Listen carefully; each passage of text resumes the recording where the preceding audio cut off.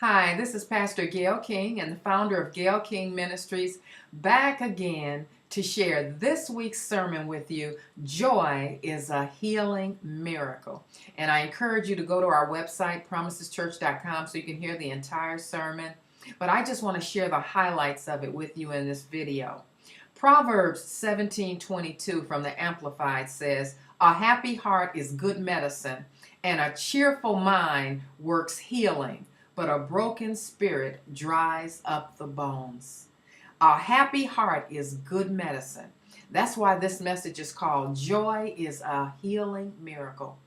Right now, in the body of Christ, I see God healing all throughout the earth. He's bringing into his church physical healing, emotional healing, and now he's introducing joy. And he's beginning to teach us the revelation of joy. You know, joy is a revelation. It's a revelation. It has nothing to do with happiness. Happiness is fleeting, but joy is perpetual. And what is it joy in? It's joy in the Lord. It's the joy of the Lord, of knowing him, of receiving his love and abiding in his love and sharing his love. That's where the joy comes from. Because many people in the body of Christ don't understand perpetual joy. As a matter of fact, it's something that the Lord has had to teach to me. And he's still walking me through it because it is such a profound revelation. The revelation of the joy of the Lord.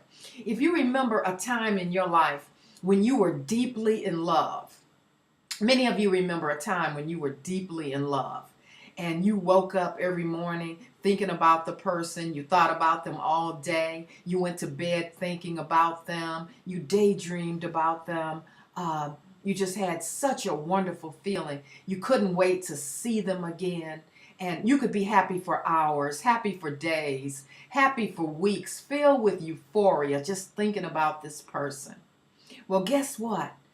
We can have that same joy and that same euphoria in the Lord. He said, abide in my love.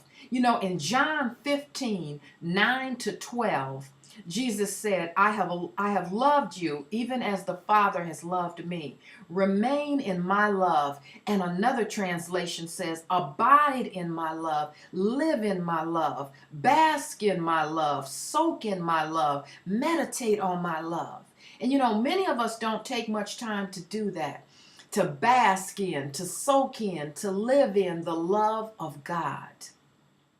And he said, when you obey my commandments, and that's mostly the commandment of love, takes in every commandment. He said, you remain in my love, just as I obey my Father's commandments and remain in his love. I have told you these things so that you will be filled with my joy. So he's saying that joy is really, it comes from love. He said, yes, your joy will overflow. This is my commandment. Love each other the same way I have loved you. And I know personally, brothers and sisters, I know personally that as a result of just basking in the love of Jesus Christ and letting that love wash over me and thinking about it and spending a few moments every day thinking about how much he loves me, that does release joy into my life and into my being and into my body and into my soul. And then when I share that love with others by having a steadfast determination to walk in love with others, because he said, love each other the same way I've loved you. He broke it down. He made it simple. He said, my Father loves me. He said, and I've given you that same love, and I want you to give that love to others. And when you are walking in joy with every member of your family and every co-worker and every associate, there is a joy and a peace in your life that we don't experience when we have any kind of negative emotions in our life. So right now, God is doing a great work in his church, brothers and sisters. He's removing fear, doubt, anger, anxiety, worry, and all of those behaviors that bring in negative emotions, such as gossip and slander and backbiting. He's removing negative emotions from his church, and he's ushering in the joy of the Lord. If you go back to Deuteronomy 28:46-48, you will see that God commanded the children of Israel to serve the Lord with joy and gladness of heart for the abundance of everything. And what that says to me is God has done a lot for his people then and now. And he said, our lives are really in service to him. So he said, serve him with gladness of heart for the abundance of everything. And you know, brothers and sisters, that God has been very, very good to us. Very good to us. I know God has been very good to me. I don't have time in this video to tell you how loving, how kind, how merciful God has been to me. And I'm sure you could say the same thing. I could fill up a legal pad with what God has done for me. So he said, serve him. He said, with joy and gladness of heart for the abundance of everything. So in gratitude, he wants us to have the joy of the Lord because we have received his love. We're filled with his love. We're walking in love. So he wants us to live a life of joy and gladness. And you know, everything God tells us, it's to benefit us. It's to bless us in our lives. And so this joy, what does it do? It helps us maintain our physical and emotional health because many people today are emotionally unhealthy. Many people are on tranquilizers and all types of medications because their nervous systems have just been wrecked by stress and fear, doubt, worry, and all of the things they're experiencing, strife.